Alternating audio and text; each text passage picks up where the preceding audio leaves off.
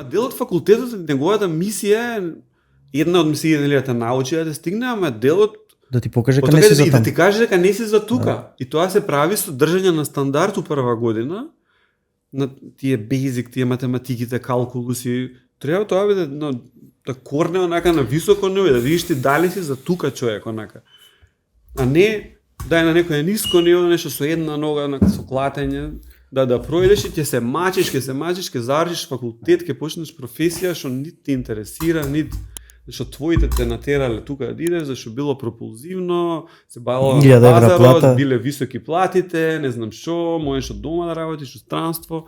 Такви причини, не самата содржина на нештото, него за формата на работа и придобивките што ги добиваш. И делот тој универзитетски морален етички кодекс е и да ти каже човек ти не си за ова. Нешто друг имаш некој талент за нешто друго, види тамо, не си за тука.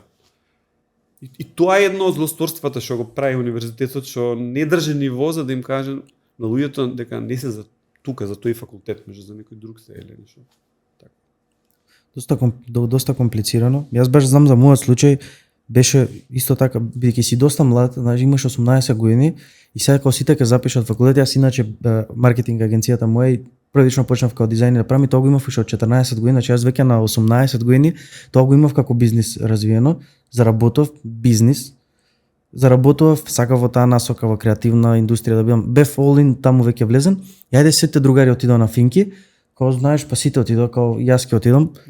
Ќе запишам и буквално ми беше шок и прв пат брат ми кога виде дека јас не можам да му капирам калкулатор да направам на сукно, ми рече дека знаеш сепак треба да се насочам и бев храбар, одма се мислам прекин немаше као да се влечам, одма се прекинав и од тоа што се и да се супер, само што нели на таа страна можеби за жал, можеби што не сум се пронашол од друга страна сам покренав нешто така што it's fine. Да. At the end of the day. Имаше ова тема што ја спомна за имаше и коментари од типот на делот што некои професори со кои што бев поблизо или некои други пријатели што се надвор од академија као окей Игор, па го гледаш тоа таму, па баш дека е така, остани поише, бори се внатре во системот. Тоа ќе те да нешто да смениш, да направиш наместо да се откажеш. Ете, не се откажувам, седам тука изборам да тоа кажувам. Жако, не го направиш ова, не можеш унатре да седиш, а да го плукаш си таму, па ќе ти па што не си отидеш ако не ти се допаѓа па. Или па дури па пак да не кажувам имиња, еден од таму како Godfather што се на факултетот, за која ме прима, дури ми кажа, зашто ја претходно имав историја за критикување на институција у која што работиш, на веб да пишам што се случува како блогови. И он знаеше каков тип сум, дека не може толку така да ме контролираат. И ми кажа, слушај, ќе те примиме, ама зашо се случува на факултетот, ќе остане тука. Не смееш да пишеш твитови, нема блогови за надвор, да кажуваш што е. Тука ќе биде битката. Таа битка е изгубена таму. Кај кланот 49 професори од една страна, ти уште 2-3 може од друга страна, не смеете надвор да кажувате што ви прават унатре, како се одвиваат работите и која е битката унатре. Како ќе ја добиеш? Побоја вака да излезам надвор и да кажам што сакам, што се случува уствари унатре, наместо унатре да седам да ме силуваат, да ти даваат наједнаш предмети што не си ги сакал да ги предаваш, што си квалификуван за друго, тие си и преференции, истражувачки интереси, пейпери што имаш, немање на универзални критериуми за како ќе се доделуваат предметите, на кој професор што ќе предава. Тоа е тепачка невидена за кој што ќе предава. И све е тамо кој со кој како е сврзан клановски за да му го дадат онака. Нема објективна као фреймер рамка како се одредува тоа системски.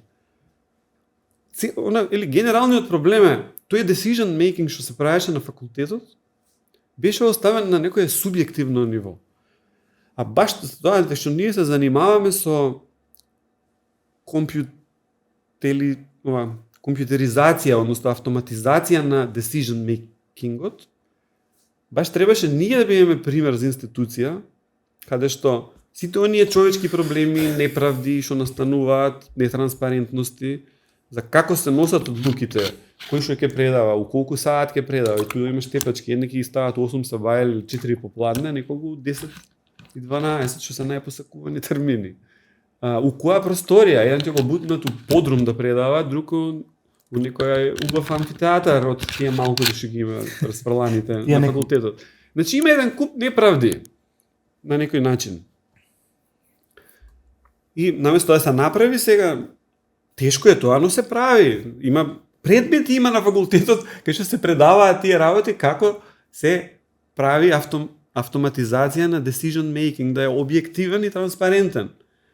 Да биде merit based во некаква смисла, а не е дека управата реши, ти ќе предаваш тоа. Како реши? Врз база на интересите, никој нит ги знае интересите, нит кој што рекол, кој што сака. Дали на некого све му дале што поварал, на некого ништо не му дале што поварал. Не транспарентност, никак.